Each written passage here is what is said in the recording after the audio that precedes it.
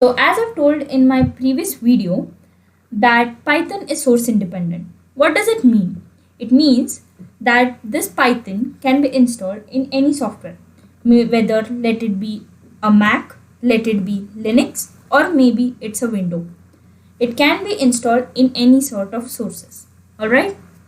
So we are going to install a Python to the official website of Python. So we are just going to type as python.organization. So let's start. It goes something like this: python.org. Alright, and we are just going to press enter. Okay, so this is how our installation process is going to be. So here we can see there are many blocks present. So it goes as about, which is giving you a few definitions of Python. Alright, then we go with downloads, which is showing me that the Python 3.9.1 version is applicable for my PC. Alright, it depends on the ways of updation. Alright, there are many versions that are present, such as 3.7.0 and many more. So next is the documentation. Okay, then the community. Alright, then some success stories, news and events. As we are just going to download it, let us just go to downloads and just click over there. Alright, so then we have saying that it is the download Python of 3.9.1. so we are just going to tap on it. Okay, here we will be able to see that a Python is getting installed. Okay, alright, as we are going to install Python, I would like to tell a few things about it. Alright, so in Python we will be also having a Python shell. Okay, so we may have a question, why is Python shell used? Alright, so Python shell is used to execute the command. Okay, so one more thing we got to remember over here is, in Python for file extension we are using the .py. Alright, so now let us check if our Python is installed. We are just going to open it. Okay, we just have to wait for a few minutes.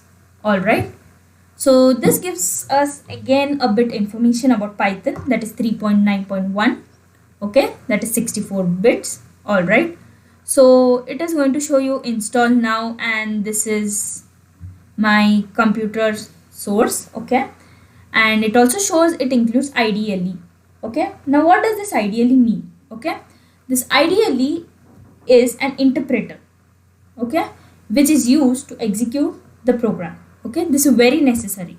Without IDLE we cannot process anything on Python. Alright, now we will be just tapping on install now. So now I guess it's getting installed, so we just have to wait. Alright,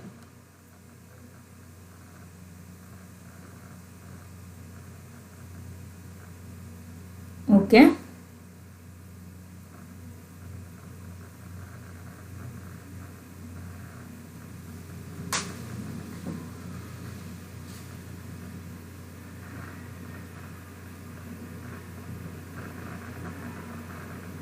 okay, now it is setting up the progress.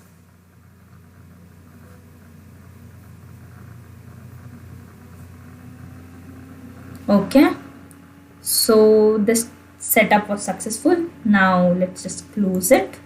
Okay, now we just want to check whether a Python is downloaded or not. Okay, so we can check that by going to the start.